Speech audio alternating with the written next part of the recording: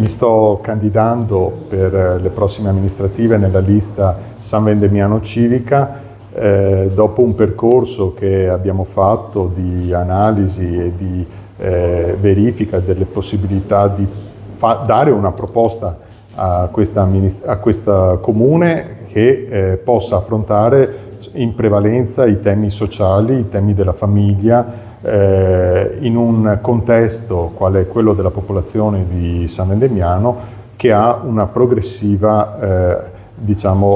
tendenza all'invecchiamento. Il numero ridotto di nascite è in linea con quelle che sono le medie nazionali, ma il numero rilevante di persone oltre i 65 anni dimostra un'esigenza importante di politica che dia a queste comunità, a queste famiglie, una risposta sui servizi, una risposta data anche a livello informativo su quello che possono avere a disposizione gli anziani, una migliore qualità della vita, perché con l'attività motoria è noto che i più anziani possono vivere meglio questo percorso. Ma pensiamo anche di dare e vogliamo dare delle risposte anche ai più giovani.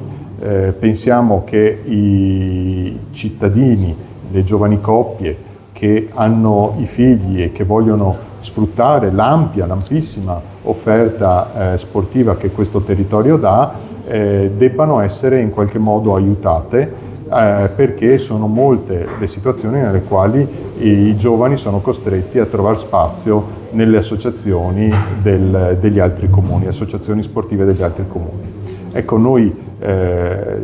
abbiamo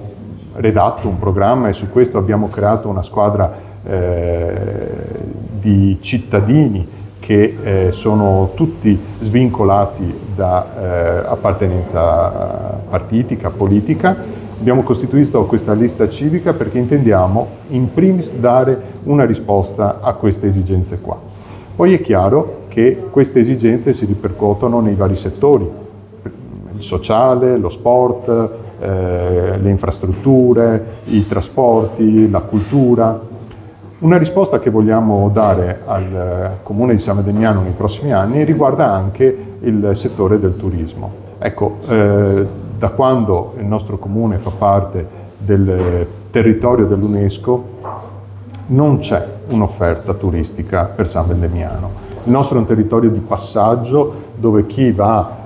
a visitare le colline, a sfruttare quelle che sono le opportunità anche turistiche di quel territorio, per di qua passa e non si ferma. Noi questa attenzione e questa volontà di creare una proposta turistica per questo territorio ce l'abbiamo, la vogliamo dare, vogliamo aiutare tutte le realtà private che intendono affrontare questo tema qui.